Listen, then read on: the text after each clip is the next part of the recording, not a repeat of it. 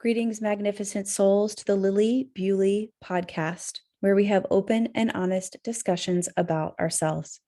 This is your host, Lily Bewley, and I'm honored to have conversations here with thought leaders, visionaries, healers, and even solo conversations with myself about things I am currently reflecting on.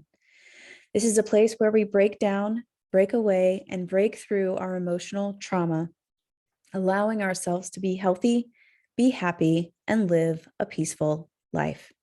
We are tired of being sick and tired. We are tired, but we are not giving up. We know that there is something magnificent inside of us.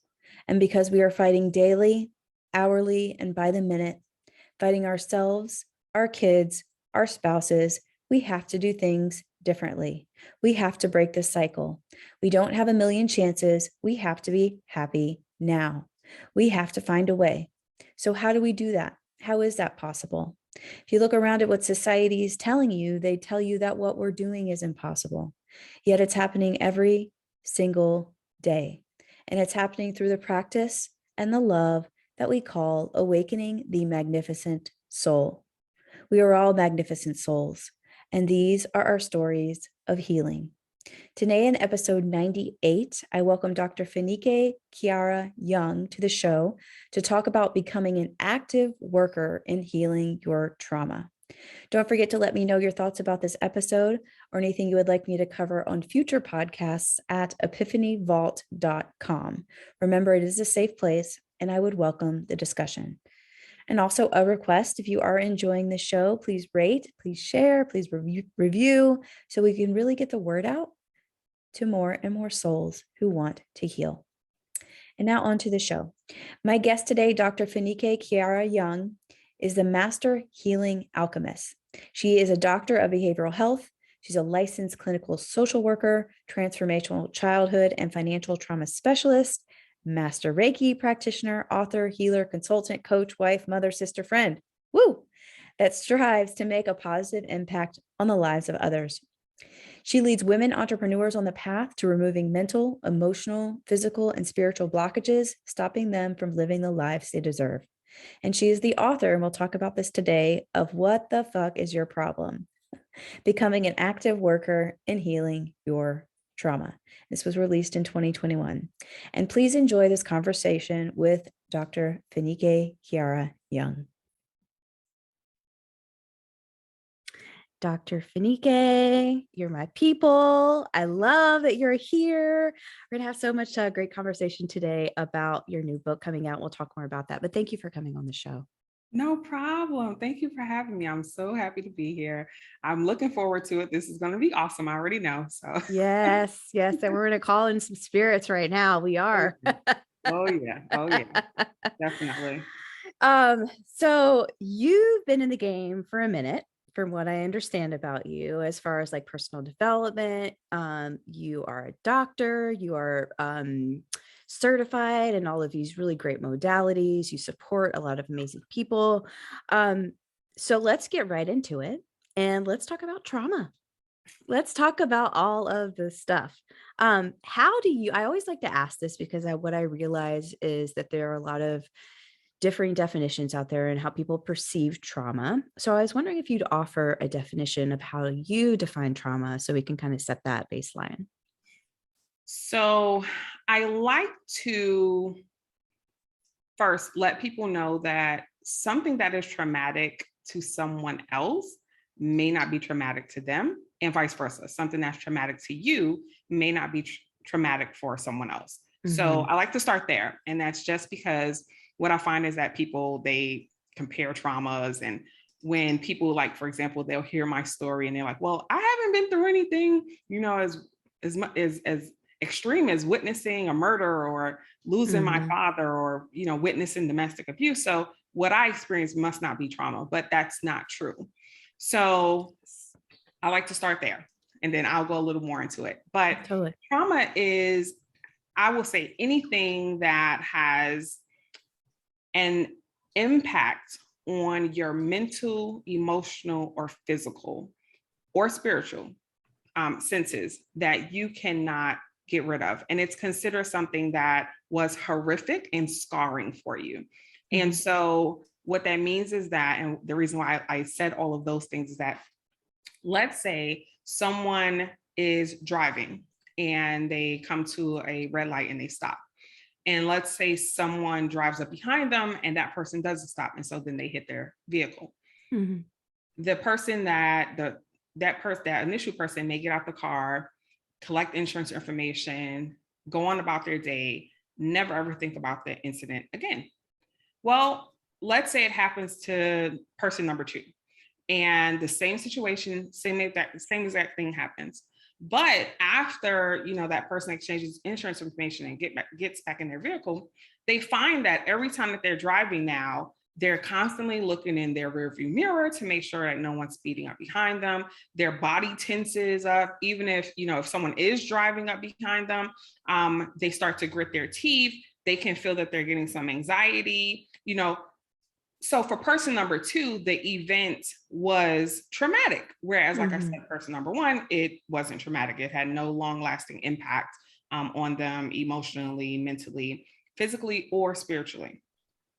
Anything that causes us or triggers anything or triggers a change in our nervous system, that something that we cannot control, it just happens, just subconsciously, our body starts to prepare us because we've been through an event, we've witnessed an event, or we've heard about something that happened to someone that we love that's also considered traumatic, even if you're not there. So for example, a grief and loss situation where, let's say, a parent passes away, you're not necessarily there, but it's still traumatic for you. It is something that happened to someone else, but it still impacts you. It causes an impact in your autonomic nervous system, right? So anything to that degree would be considered traumatic. And so the issue is that because we are constantly comparing traumas and we're thinking that, it has to be some extreme event, a lot of people never, ever treat the side effects of those traumas. And then there are things that are popping up and they don't know why certain things are popping up, why they think a certain way, why they may have anxiety, which is deeply rooted in fear, why they have those fears, why they may have thoughts about something, why they may, just stay away from certain people or avoid going certain places, or why they don't want to do certain things. And it's those little things that we never consider. I remember going to a water park when I was younger, and I had to be maybe 7 or 8. And I went with my mom's church. My mom didn't go. It was a whole bunch of children, and the church took us, and we go to this huge water park. And there's a water slide, and I get on the water slide, and I couldn't swim. Get on the water slide, and the water slide lets out into a pool. So I get on the water slide, lets out into a pool, and I go under. And I'm grabbing and I'm pulling and I'm flailing and I remember seeing the lifeguard that was on duty look at me and not jump in the water to get me. I remember that. And I don't remember how I, came up or who helped me or anything. But because of that, when I tried to take swimming lessons after, it was so difficult because of that experience. And that is the thing that I think about every time I get into a body of water with someone. And so again, never, ever, I would have never thought that something that happened to me at 7 or 8 years old would be something that still impacts me in adulthood. But that's kind of how trauma works. There are these little things, right? And they're not really little, but there are these moments that happen and they then leave a long lasting impact on us. And it changes the course, or it changes the way that we view things, or the way that we think about things, or the way that we see ourselves, or the way that we see others. And so that is, to me, what trauma is. And that's what it looks like and how it shows up.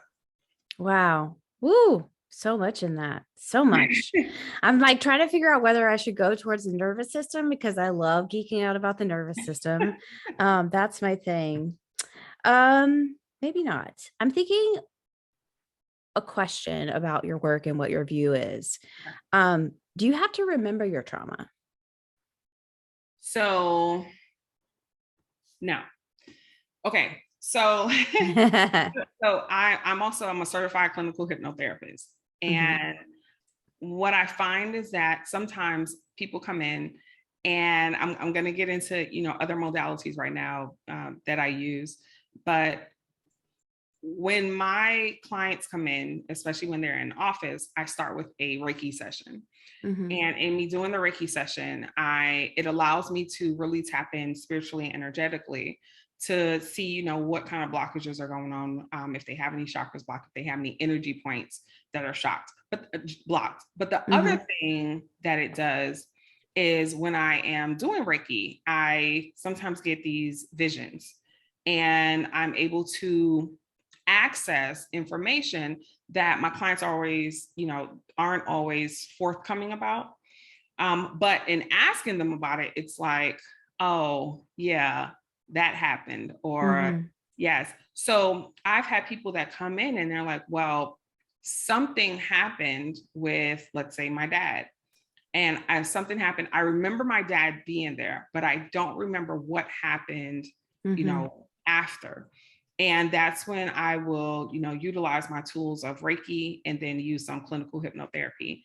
And the one thing that I want people to understand is that with clinical hypnotherapy, you are not, you're not in a space of, you can't control, what's happening. There's a lot of negative, I think, images and movies and just different things out there that send, I think, a really bad message about clinical hypnotherapy.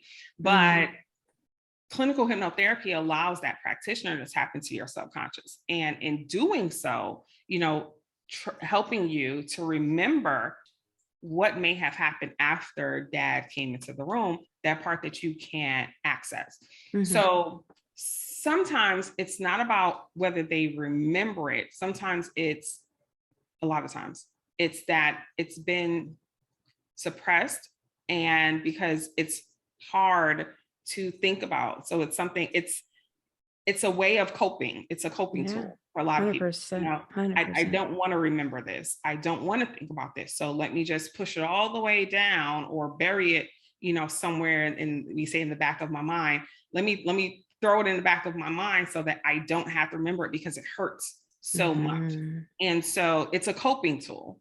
So I wouldn't say that they don't necessarily remember. I would say that it's the way in which their brain and their nervous system tries to protect them from whatever has happened, which that is, in essence, the body's job. Like when we think about the ego, that's the job, is to protect, the carrier or protect the person. And so that's the way of your body and your brain trying to protect you. Let's not remember something that, causes these horrific side effects and makes me feel all, shitty at the end of the day. Yeah, 100%. And I think, gosh, so many things in there too. One thing I want to point out is what you're saying about your definition too about trauma, which is, and I say this all the time, is that your experience matters. Like, it doesn't matter whether, and this is exactly what you said, but I just feel like it's important to say is that, like, it doesn't matter if these two people experience the same thing and for some reason, like, you can't get in the swimming pool, or it's just, people, there's just so much comparison out there now too with social media and all this other stuff that I just really like to nail that home, is that, like, our experiences matter. And it doesn't matter if you have people in your life that are saying, oh, that never happened to you, or if you have people in your life, like, maybe not even accepting your experience. Like, I think it's just, like, if I could shout that from the rooftops, like, that's just what I would love to say. Yeah, definitely. And, it gets, I think, hard because that a lot of times is what keeps people from opening up about when they are struggling with something. Right. They do feel alone. They feel like, well, no one else gets it, or I can't really talk about this because then people are going to judge me. And so, but in doing so, I look at everything like everything is energy. Everything carries an energy. And so even like our emotions, our feelings, all those things carry an energy. And so when you go through a traumatic event, it carries an energy, but then also the emotions and the thoughts that are produced from it carry an energy as well. Right. So that energy never goes anywhere. And so if you never deal with it, or, work with someone to heal it, or, put things in place just to help you with coping and managing, and really face it, that energy then just expands and changes, and it was a square, it then becomes a circle, and then it then it changes from a circle into a rectangle. So it just is forever evolving. And that's why you have people that experience trauma in childhood, they never work on it.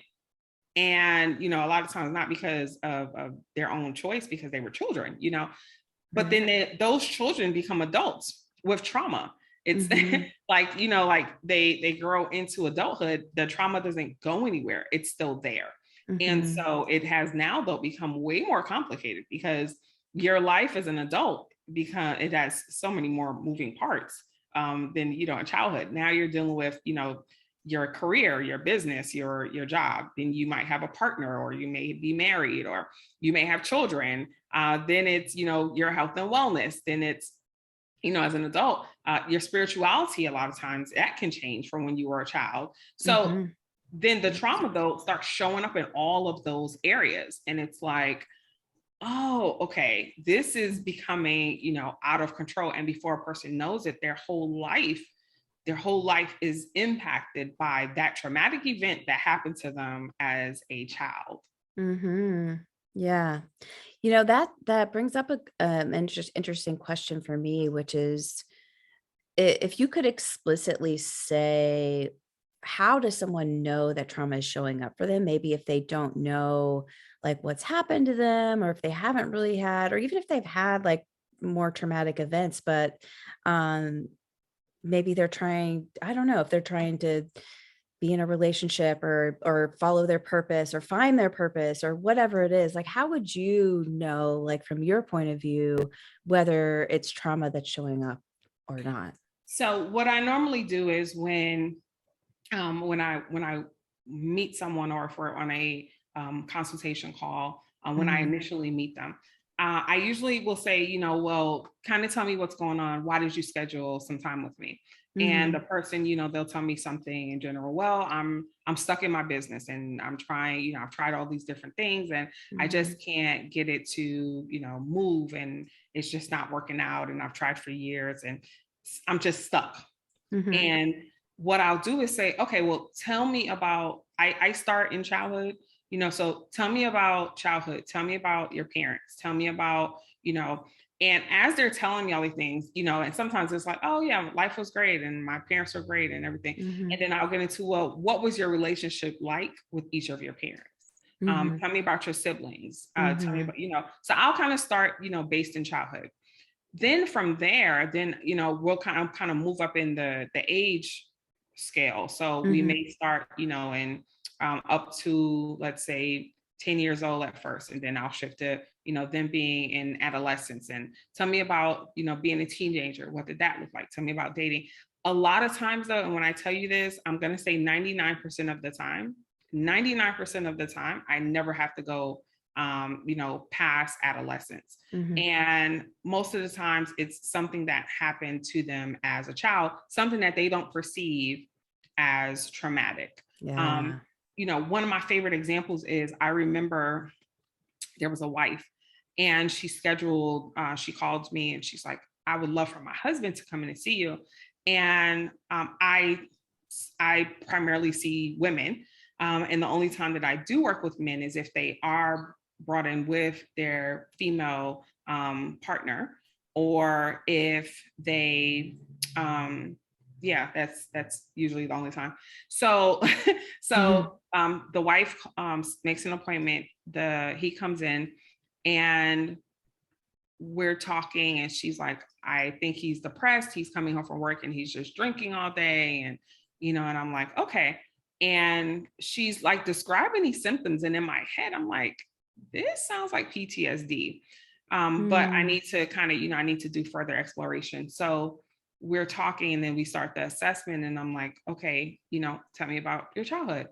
And he says, well, my dad was killed when I was younger. So I don't remember meeting him.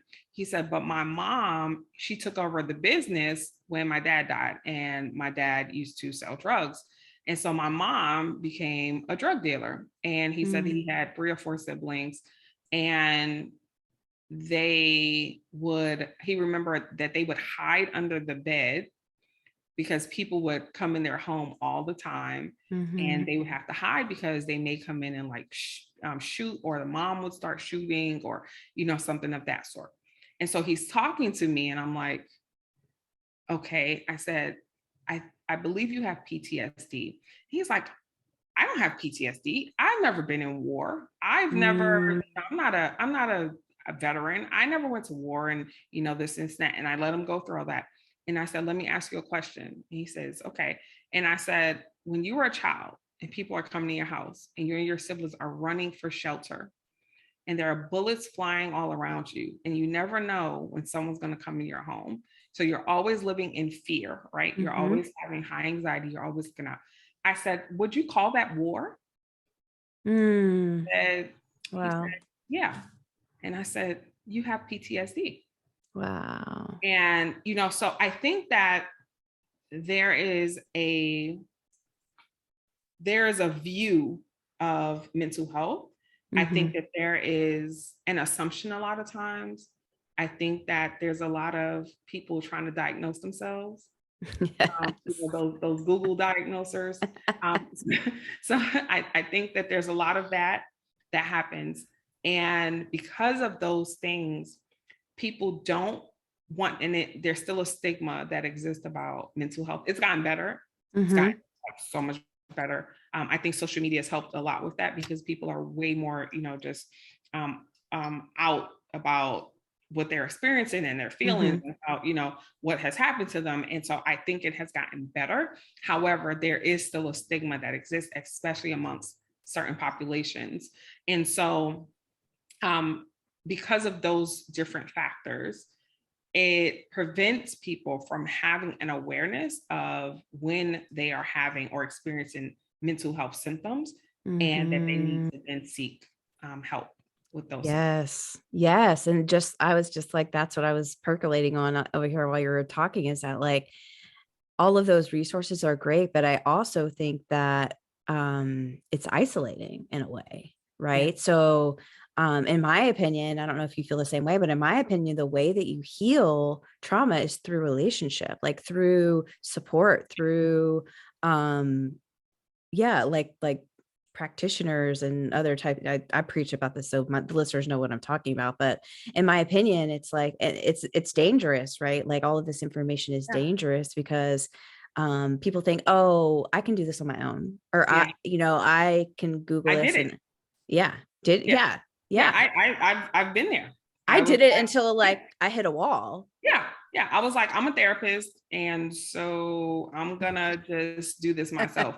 And I did it, and it was, you mentioned the wall. It was like beating my head up against the wall, because I just couldn't, I couldn't move past a certain point. But it also shaped the way in which I practice now. And that's because when I did, then decide to start, seeking out that support, I was going to so many people, because I knew, and a lot of people don't know that, I was seeing a therapist, I was seeing a Reiki practitioner, I was seeing a spiritually trained healer, I was seeing, I was going to the gym, I was boxing, I had a nutritionist, I was journaling, I was meditating, I was going to yoga. I mean, I was doing everything. My healing was like a full-time job at that time, when I made the decision, like, girl, you got to get yourself together. And because of that, right after beating my head up against the wall, trying to do it myself and realizing that, oh yeah, okay, so I can help others, but me helping myself, it's a whole thing, which is why they say, don't treat your family and friends, because it's like beating your head up against the wall, that dual relationship. And it goes for you as a person, as a provider yourself, like, don't try to treat yourself. It's a dual relationship, right? You are literally, you're fighting, you're having an internal fight that you're never going to win. No side's going to win. Yeah. Yeah. Don't do it. For real. Do it. Yeah. Oh yeah. It's, yeah, so good. So good. I wanted to shift to what you call an active worker. And I love this term. I love, like, I mean, I think maybe this is a good shift because we were just talking about like, oh, can we do it on our own? No, you can't, or you can't to a point. So what is this active worker? Like, how would you describe somebody that's an active worker? And what would be like the antithesis to an active worker in your opinion? So someone that, like we just said, tries to do it on their own. Someone that doesn't want to acknowledge that they're having these fears and these pains and these blockages, these stuck points. Someone that gets the help, but then doesn't want to do the self-work. Someone that reads books. People do this all the time. They read all these books and they're like, oh yeah, I'm healed, I'm good.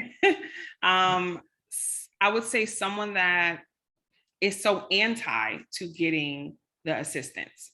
And so then they never, they really never get to that place, because you need someone on the outside that has a different perspective on things and what's going on with you, to kind of push you to the point of healing, right? Because you won't push yourself to the point of healing because it's scary, right? We just talked about that. So it's scary to do that. And so again, you'll go into protective mode and you'll stop yourself from going there. So active workers are ones that acknowledge the fact that they've been through something. So it kind of starts there. Active workers are ready and at a place where they're like, I need to heal this shit. Like, I'm so tired of this and I am ready. I'm ready to do the work. I'm ready to, move forward. You have to be ready to do the work. That is one of my preliminary questions. Like, Dr. Fanike, you have to be ready to work with Dr. Fanike, because we're stepping into healing territory, right? It's going to get a little intensive. And if you are not ready, if you do not want this, you will give up. Right? So please make sure that you are ready. Okay. So that's one. Active workers are like, yes, I go to a therapist. A therapist is a tool in their healing. The therapist is not the end all be all, right? I try to let people know that. I am a tool. I am here to assist you. I am the coach, or the trainer in the gym. I'm the coach on the football field, right? That's who I am. But you have to run the laps. You have to make the hits. You have to throw the ball. You have to run the plays, right? So an active worker knows and is ready and is okay with doing that work. And so any homework that's given, outside of the session, that active worker is like, I'm ready. I got it. I'm going to do it. Active workers know that it's a constant thing to heal, right? Because we're like these onions, and it's so freaking annoying, right? It's so freaking annoying, especially when you're in it. So it's like I'm gonna work on, I'm gonna work on this trauma. I'm gonna work on this loss. For me, it was like I'm gonna work on, losing my dad. I'm gonna work on the anger that I have. I'm gonna work on all of that.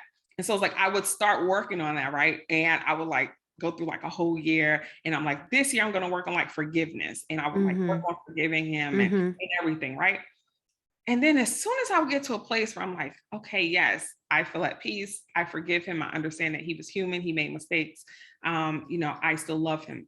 And then something else will come up, like, verbal abuse, from my mom, like, your mom used to call you ugly, so then it'd be like, oh, is my self-esteem, now impact? So then it's like, girl, you got to work on that self-esteem. So then it's like shift gears, right? The second layer of the onion. Now you're working on self-esteem, right? You have to work on it. And then like, you know, like you get to a place where you're like, okay, I feel really confident about myself. Like I feel really good about myself. Right. And then it's like, all right, relationships. Oh yeah. Okay. Well, I kind of suck in those because I have trust issues, which came from my parents. Okay. All right, girl. Time to work on those trust issues, you know? So, so the thing is like when you're an active worker, right? You're literally an active worker. So you are active in your healing constantly. It's not something that just, you know, I'm going to do this one time and then it's all done. You know, people, they come into programs with me or they go through coaching or they go through therapy with me. And I tell them like, I am giving you the tools so that you don't have to keep me in your life forever. However, you have to then use the tools, right? Because things are going to come up. Things come up for me. And I've done tons and tons of work.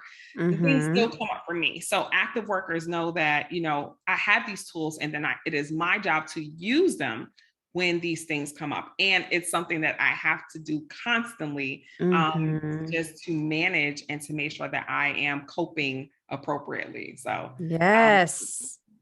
Yes. I would say also, I personally, I don't know if you agree, but I would add to that also recognizing when to ask for help. Like recognizing when, oh, I feel myself going down, like I call it the dip, like dip, right? Like, so when it goes, like I'm recognizing I'm about to go through the dip, then I'm like, okay, that's my cue. Like, let's be proactive about this little point right here so we can like, ask for help. And I love what you say. I love that term active worker. It feels really good in my body. And, because my philosophy now, this has not always been the case, but now it's like healing is a way of life. It's not like you're not like a one and done situation. It's not a magic pill. It's like, as humans, we are programmed to grow, to develop, to expand, to love, like all of the things. And my mentor always says, and this has been the case for me, is that every time I reach a new challenge, whether that be in business, whether that be in relationship, whether that be with myself, with my family, my past, my traumas are come up. They come up in different ways. Yeah, definitely. Right? Do you feel that way too? Oh yeah, definitely. I had to do so much work. You know, we were speaking briefly before the podcast about, you know, relationships. And I remember when I finally, you know, attracted my husband and we found each other, and it was just so perfect that my trauma brain was like, something's wrong, abort. You know, like it's too perfect, you know, go ahead and do something to fuck it up. Yeah, exactly. You know, like that. And so when people say, well, what are trauma responses? That is a trauma response, you know, so because of my past, because of, you know, history, because of, you know, me being taught to not trust in relationships, don't trust people. They're going to hurt you. It's inevitable. It's going to happen. And so that's just what I was taught. So when I met him and he was like doing everything, Lily. Like it was like everything, right? He had a list and the list was me and he read me the list and, you know, like it was like a thing. Like he told me the third day that we knew each other that he was going to marry me. He knew I was his wife and, you know, he was doing all of the things. Do you need help, you know, paying bills? Do I need to bring you some food? Do you like, he was doing all of the things. And I was like, oh my gosh. Oh my gosh. Run. You know, and I remember, you know, just calling my sister because she was the only person that I knew that would understand, you know, what I was going through because she was there when I was going through it. And so, you know, I just remember calling her and crying, you know, and like, I don't know if I could do this. And, you know, I just, you know, up until the week before we were getting married, you know, I remember calling her, and I don't even think I've ever shared this with my husband, but I remember calling my sister and like having like a breakdown cry in the car. And I'm like, I don't know if I could do this. And what if I fuck it up? And, you know, I just don't know. And, you know, this and this and that. And she let me like go through the whole thing. And then she says to me, you deserve this. You deserve to be loved by him. He is a good guy. You deserve a good guy. It is okay. And, that made me cry even more. And, but the point is that, my trauma brain was like, no, no, no, no, no. Mm-hmm. Even Mm-hmm. though, to this day, like, I'm much better now, but, we have a thing in place, my husband and I, we have like a fail safe in place. And it's like, if I reach that point where I'm like, actually, oh my gosh, I just thought about this. So when writing the book, right, when I was writing my book, it was drumming up so much Oh, I bet. trauma and like old memories, right? And he was having a rough time because of me. Mm-hmm. Because it was drumming up so much. Like I was like, oh, who are you talking to? And, where are you going? And, were you on your, like on your phone or, it was just stuff like that. And I'm gonna tell you what he did to me. So we do like staycations, vacations, and here in Atlanta. And we had one scheduled. So we had the hotel and we were going, we were going to spend the night out and we had the sitter and everything. And I was like, you ready to go? And he was like, I'm not going. And I was like, what? And he's like, I'm not going. And I was like, well, why aren't you going? He's like, you need some time by yourself. Oh. And he said, I am not going to go through this with you. I don't deserve it. And it was like a wake up call for me. But I felt like, what? What do you mean you're not going with me? He's like, I'm not going. And he said, you need time by yourself. He said, so use this time to go write. He said, take your computer and go write and go spend the night out. And he said, I need you to reflect on us and our lives and everything else. And of course, that's what I did. And so I apologized, to him. And I think that was the last time that I like had a moment. But I always let him know, like, if and ever I am reaching that point and you see it, and he's like, well, what do you need me to do? And I'm like, in that moment, I just need you to look me in the eyes and say, I love you. Like, that's it. He's like, that's it. And I said, that's it. I said, I need you to, look me in my eyes and tell me that you love me. There is in a lot of African spiritual traditions, there's an aspect of possession. And one of the fail safes, I'll say that, is when if a person, goes into a state of trance or a state of possession, that the way to bring them back is to say their name. And it made me think about that for some reason. Like that just triggered something in me.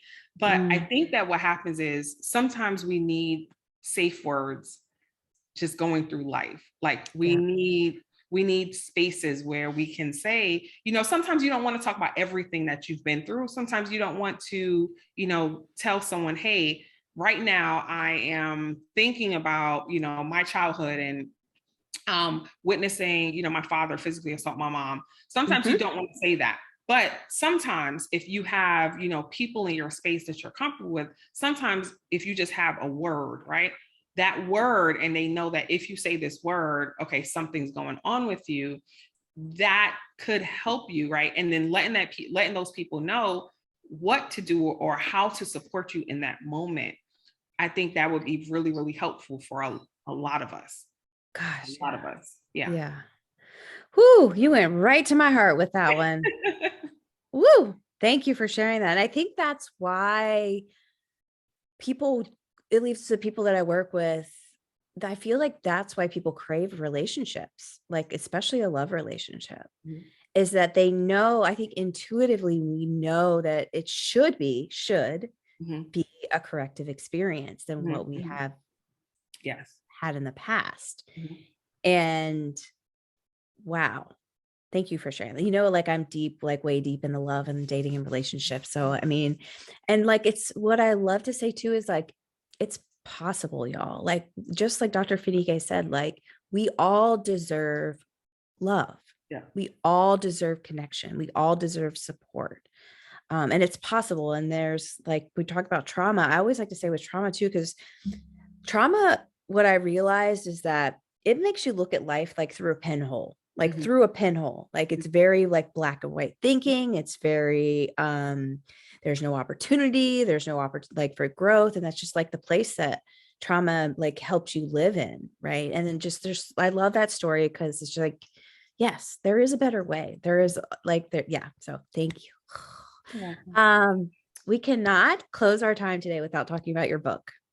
All right. So what the fuck is wrong with me? I love that title. 2 questions about that. Why that title? And then also, how did you get into like this work and also writing this book? Because I feel like it ties into that. So, what the fuck is your problem? Becoming an active worker and healing your trauma. The title actually comes from, funny story.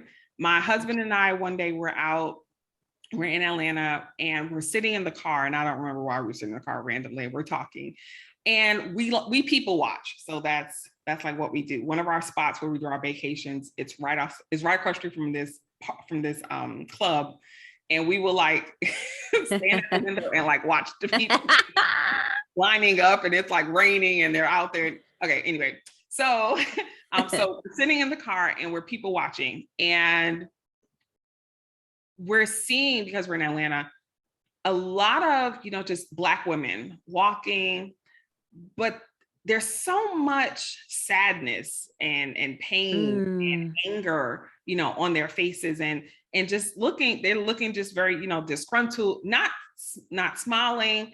Even if you're not smiling, just the resting phase is just unhappy. And, jokingly, initially we're like, damn, like, what the fuck is her problem? We're trying to like guess, like we're playing like guessing games, like, oh man, I wonder if, she tried to do laundry, she ran out of laundry detergent and realized she had to come to the store and get, stuff like that. And then as we're seeing more and more and more, I say to him, this is what carrying so much starts to look like. At some point, you can't hold all of that inside, right? At some point, it starts to come out, right? No matter how perfect we try to make our lives seem, you can't hold all of it, right? When you feel like you have nothing to smile about, you don't smile. When you feel like, the world is just heavy and you have all this weight on your shoulders, right? Why am I smiling? And so it turned into a whole thing, and it turned into, there's trauma and there's, pain, and, my children's father left me, and, I can't pay my bills, and, it's a lot of stuff, a lot of stuff. And so that's where the title came from. The actual title was initially, what the fuck is her problem? And then, of course, as I'm speaking to my husband, he's like, well, men go through, things as well. And, there's trauma. And so then I changed it to, what the fuck is your problem? And then, of course, I didn't want to leave it with just, well, let's talk about what the fuck your problem is, but let's also talk about how to implement the tools and the techniques to help you to kind of resolve some of that, and to lighten and what are some things that you can put in place. And then the shift kind of, it shifted, because then it was like, well, I want people to share, what are your burdens? What are the things that you've been through? What are the things that have, shaped you? And then what did you do about it? Or, what are you doing now? What did you do to, what's your coping tool? What did you do to help it or assist it? And I had some amazing women volunteer to share their stories. And it just like all lined up. It was, women discussing, birth traumas and grief and loss. And one woman that I interviewed, she talks about, wanting to take or needing to take a national exam for a certification and failing it because she has so much on her plate. And she was just, used to doing all the things. And when this didn't work out, it, it was life shattering. And, I have a woman that talks about, going through or being in a relationship and infidelity in her relationship with a friend. Just it ranges. And then throughout it, I, share my experiences. We talk about trauma-informed care. We talk about, being a practitioner. What do you do on the practitioner side, to help others, to encourage them to be active workers? Just being conscious of, the fact that most of us have experienced trauma. 7 out of 10 adults in the United States have experienced at least, one traumatic event in their life. And so we have to be conscious of that. And as practitioners and providers, just, when we are working with people or just in their presence, you have to approach them or make the assumption that they may have experienced some trauma in their life. And that if you are not careful, you can open that scar or that wound. And it's not fair. And I don't think that, it's within good practice either. Mm-hmm. Yeah. And that book, yeah, that you did share a lot of, like, there's just a lot of just really amazing stories in that book. And we were talking about before we got on, like the fact that, and like what you're talking about is how this book came about, is that we internalize all of these things and we think that we're alone. We think it's only us. We think we're a burden if we try to ask for help or whatever it is. But like the way that you lend voice to your experience can only help. And these other women, these other people's experience too, is like, it can only help people find their voice too. And I love that so much. The other thing, and I'm anecdotally, and you don't have to answer this if you don't want to, but 7 out of 10 people, is it not 10 out of 10 people? Like, come on.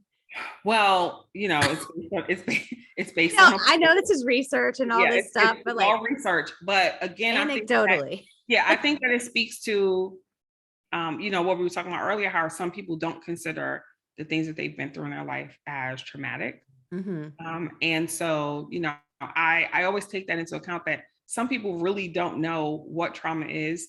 I do have a free quiz on my website that, that people can take. I do direct people there just to say, hey, you might want to just check it out, and I include some stuff on financial trauma as well. And, just being clear on, how are you showing up? What does it look like? How are you viewing the world? How are you viewing people? Like, what's your perspective? Are you operating from a place of trauma? And are you aware that you're operating from a place of trauma? So. Oh, that's super valuable. I'll link that up in the show notes too. So I always like to close these conversations about dating, love, and relationships. And we talked a little bit about that, but I don't know if you want to add any more kind of philosophy or information about your experience personally or professionally about how you see trauma. And I think maybe we touched on this, but I don't know if you want to kind of close up that, but how do you see trauma affecting like relationships, love, or dating? So I think that we all come with stuff. And some people have learned how to manage their stuff better than others. And before you decide to step into a relationship, I feel like you have to be open to healing your stuff. You may not, you may not already be working on it. You may not, have it all figured out, but at least be open to working on it, be open to the possibility. And be clear that, you come with something as well. So the other person is not the only person that's coming with stuff. You come with stuff as well. And I think, just kind of taking that step back and having compassion and being willing to be vulnerable, I think comes a long way. So especially in a relationship. Yeah. Yeah, that's so true. I always like to say, I said this one time in a client session, I was like, whoa, that was smart, Lily. But it was something about like there is no intimacy without fear. Like there's no intimacy without fear. And it's like your relationship, like my relationship with my fear is going to be how I'm presenting myself in relationship with other people. Right. So, so good. Yes. Dr. Fanike dropping bombs on here. So, what are you working on right now? Where can people find you? The book, I think I got the title wrong when I mentioned it. So it's What the Fuck is Your Problem, right? Okay, good. That one. So where do they find the book? Yeah. And what's going on in your world and how can people follow you?